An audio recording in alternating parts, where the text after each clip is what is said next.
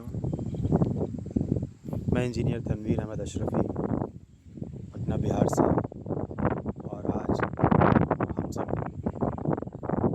मैं आपके सामने एक ऐसा यूनिक चीज़ दिखाने वाला हूँ जो शायद आपने ज़िंदगी में कभी देखा भी होगा या नहीं, आई डोंट नो, बट पहली बार मैं दिखा रहा हूँ। ये देखिए, देख सकते हैं कि मैं अभी गोपालगंज की धरती पे हमारे बड़े भाई अनिल तिवारी जी, जो हमारे साथ Gujarat Welspun India limited company में काम कर रहे थे, तो उनकी ख्वाहिश हुई कि इंजीनियर तनवीर साहब, मैं चाहता हूँ कि आप हमारे गांव में विज़िट करिए और हम चाहते हैं कि गांव में जो बच्चे पढ़ लिख रहे हैं उनको मैं शिक्षित करना चाहता हूँ। ये अनिल तिवारी जी की सोच है। मैं उनकी सोच को सलाम करता हूँ कि गुजरात में रह के भी गोपालगंज के बच्चों को पढ़ाना चाहते हैं, शिक्षित करना चाहते हैं और चाहते हैं कि समाज उनका आगे बढ़े और जो बेरोज़गारी है गाँव से बिल्कुल। हम भगवान ईश्वर अल्लाह से कामना करते हैं कि उनका सोच है वो बिल्कुल प्रैक्टिकल हो जाए और ऐसा यहाँ पे एक संस्था स्कूल खुल जाए। नेक्स्ट टॉपिक हमारा ये है कि ये जो बगीचा देख रहे हैं बहुत ही खूबसूरत मंज़र है।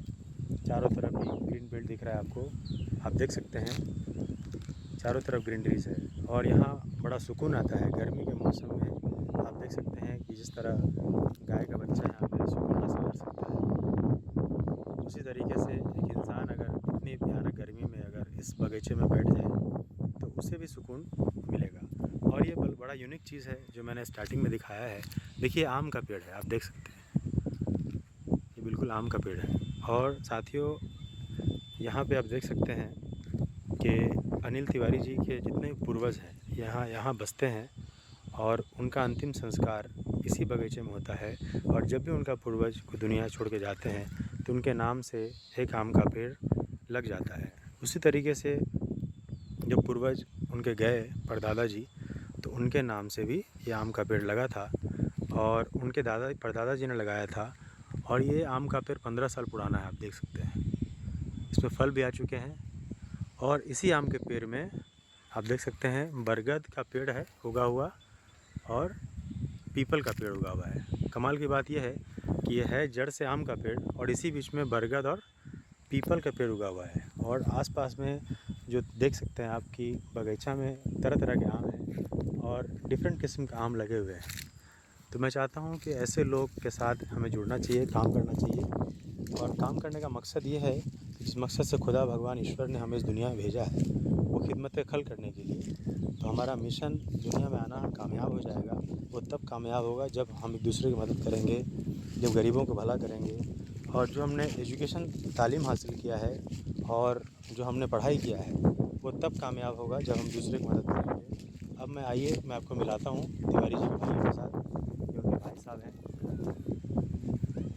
जी, आपका नाम थोड़ा बोलिए। जी, मेरा नाम अमित कुमार हुआ। तनवीर सर से आज ही मुलाकात हुआ और इनका जो मॉड्यूलर है हमको बहुत अच्छा पसंद पड़ रहा है।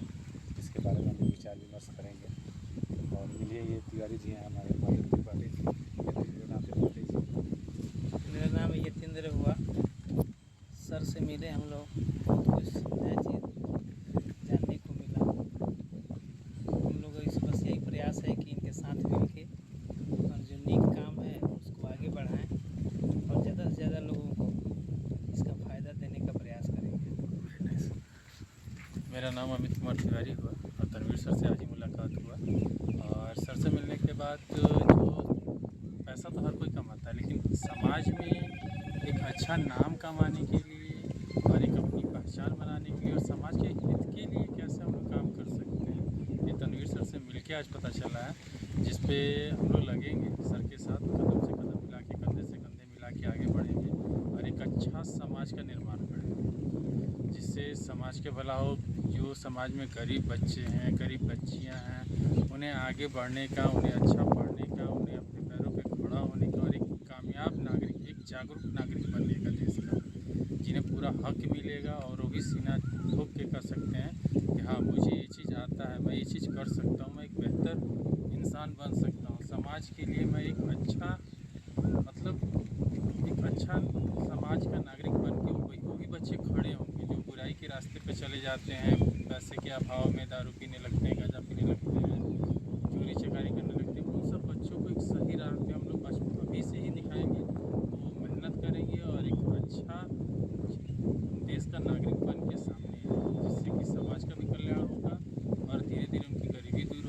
आने वाली पीढ़ियाँ जो हैं वो भी धीरे धीरे अपने आप को ऊपर उठाएंगी। अरे एक सवाल मैं पूछता हूँ सर, आपने बोला कि तनवीर सर से मिलके यहाँ कुछ होने वाला है, क्या आपको लगता है कि यहाँ पे अगर हम लोग स्कूल मिल के चलाएँगे तो यहाँ के बच्चे अच्छा कर पाएंगे, अच्छा जरूर। इंजीनियर डॉक्टर बन पाएंगे? ज़रूर ज़रूर, बच्चे में काबिलियत है, लेकिन बहुत सारे बच्चे ऐसे हैं जो कि पैसे के अभाव से, सही टीचर ना मिलने के अभाव से नहीं पढ़ पाते हैं, आगे नहीं बढ़ पाते हैं। लोग कहते हैं ना, जब मेरा बच्चा पढ़ने में ठीक है हम उसको बाहर लेके जा रहे हैं, क्यों? क्योंकि उसको यहाँ पे वो टीचर नहीं मिल पाती, वो यहाँ पे उसे वो रिसोर्स नहीं मिल पाता है जिससे वो आने वाले समय में एक अच्छा स्टूडेंट बन के पढ़ने वाले हर किसी के बच्चे आज के समय में डॉक्टर इंजीनियर जो निकले हैं वो उनके भी माता पिता किसी न किसी गांव से ही हो, तो कहीं ना कहीं सोच उन्होंने बदला। तो वही सोच हम लोगों को अभी से इन बच्चों के अंदर डालेंगे ताकि जाके वो बच्चे कुछ आगे बढ़ेंगे। जब उस बच्चों को हम यहाँ से अच्छा पढ़ा के कहीं जॉब करने के लिए भेजेंगे तो वो बच्चा सोचेगा जब मैं यहाँ आके कमा रहा हूँ तो मेरा बच्चा इससे अच्छी जगह पे जाके कमाए। एक बाइक नहीं कुछ बदलता है, धीरे धीरे पीढ़ी दर पीढ़ी हर चीज़ बदलती है। एक बाइक कोई एकदम नीचे से उठ के ऊपर नहीं आता है। अच्छा, एक दूसरा सवाल ये है सर, जैसे आपने कहा कि आपके बड़े भाई जो अनिल तिवारी जी जो हमारे साथ वेल्सपन में गुजरात में काम किए हैं, जी अगर हम लोग ड्रास्टिक चेंज लाना चाहते हैं तो जिस तरह आपने वादा किया कि सर तनवीर सर आप मेरे साथ आइए, तो क्या हम लोग अगर यहाँ पे आएंगे तो गरीब बच्चा जिसका पैसे नहीं है पढ़ने का, जो यतीम है, उसको हम लोग किस तरह मदद कर पाएंगे गोपालगंज की धरती पे? उन सब बच्चों को जब हम लोग पता करेंगे तो उनको हम जब शिक्षा देंगे अपने साथ रख के अपने स्कूल में पढ़ाएंगे तो ऑटोमेटिक वो बच्चे धीरे धीरे आगे बढ़ेंगे। क्योंकि हमारे साथ गवर्नमेंट है, समाज है, एक तनवीर सर ने एक बहुत बड़ी मुहिम को लेके अपने साथ चला है जिसमें हर तरह के बच्चों के लिए हर कुछ, जो अनाथ हैं, जो गरीब हैं या जो पढ़ने की इनके पास क्षमता है लेकिन उनके पास पैसे नहीं, तो सबके लिए कुछ ना कुछ। ऐसा नहीं है जहाँ कोई बच्चा आके बोले तनवीर सर से कि सर मुझे पढ़ना है मेरे पास पैसे नहीं है, तनवीर सर मुझे बाहर जाके पढ़ना है मेरे पास पैसे नहीं है, या तनवीर सर मुझे काम सीखना है और मुझे पैसा कमाना है।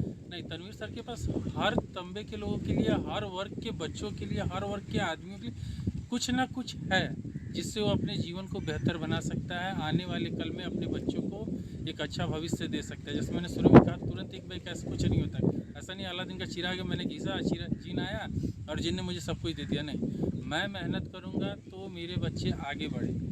मैं आज गोपालगंज में रह के पढ़ा तो मैं मेहनत करूँगा तो मेरे बच्चे पटना जाके पढ़ेंगे। मेरे बच्चे जब अच्छा करेंगे, अच्छा पढ़ेंगे तो उनके बच्चे फ़ॉरेन में जाके पढ़ेंगे। ऐसा नहीं आज ही के दिन चिराग निकला, मैंने घिसा, उसमें से अलादीन आया और मुझे पैसे दे दिया, मैं अपने बच्चों को भेज दिया दुबई और यूके पढ़ने के लिए। नहीं, मैं आज मेहनत करूँगा तो इसका फल मुझे 2-3 पीढ़ी बाद दिखेगा जो हाँ वो कहाँ चले।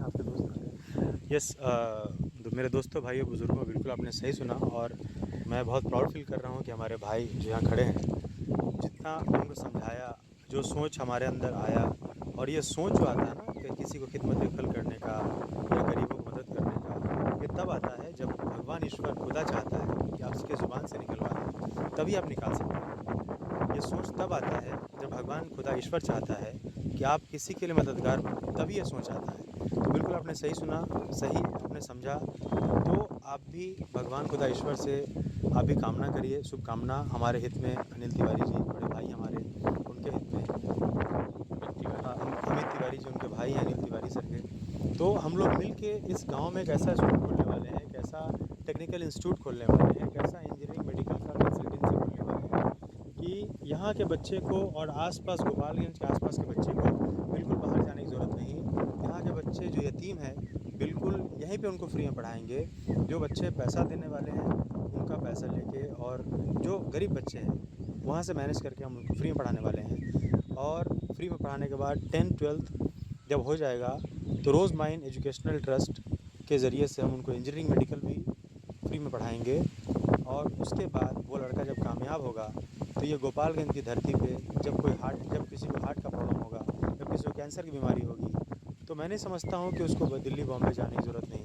यहीं पे हॉस्पिटल खुलेगा, यहीं पे एजुकेशन हब खुलेगा, सब कुछ यहीं पे खुलेगा। और वैसे लोग जो हार्ट का इलाज करने दिल्ली चले जाते हैं, बॉम्बे चले जाते हैं, मेरे दोस्तों, भाइयों, बुज़ुर्गों, मैं ये कहना चाहता हूँ कि कि आपके पास अगर आपके बच्चे में वो सलाहियत नहीं, आपके बेटे बेटी में सलाहियत नहीं, आप कोशिश करिए किसी यतीम गरीब के बच्चे को पढ़ा दीजिए, और वो यतीम गरीब का बच्चा अगर डॉक्टर इंजीनियर बन गया, अगर वो वकील बन गया, बैरिस्टर बन गया, तो क्या वो आपके गाँव को चमकाएगा? नहीं चमकाएगा। क्या वो डॉक्टर अच्छा इंजीनियर बन के आपके गाँव में अच्छा रोड का निर्माण कर सकता है? नहीं। बिल्डिंग निर्माण कर सकता है? नहीं कर सकता। अगर वो अच्छा हार्ट का डॉक्टर बन गया, तो कसम खुदा की जब आपका तबीयत बिगड़ेगा, तो क्या वो बच्चा जिसको यतीम के बच्चे को आपने पढ़ाया, डॉक्टर इंजीनियर बनाया, क्या वो आपका इलाज करके ज़िंदगी दे देता है?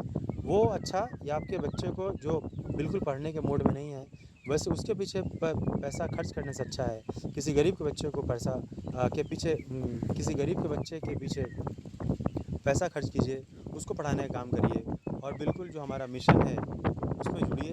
आप सब लोग जुड़ सकते हैं हमारे मिशन से और खिदमत खल कर सकते हैं। मेरे दोस्तों, भाइयों, बुज़ुर्गों, मेरा मिशन यही है कि जिस मकसद से खुदा भगवान ईश्वर ने हमें इस दुनिया में लाया है, वो मकसद सिर्फ़ एक ही है, खिदमत खल।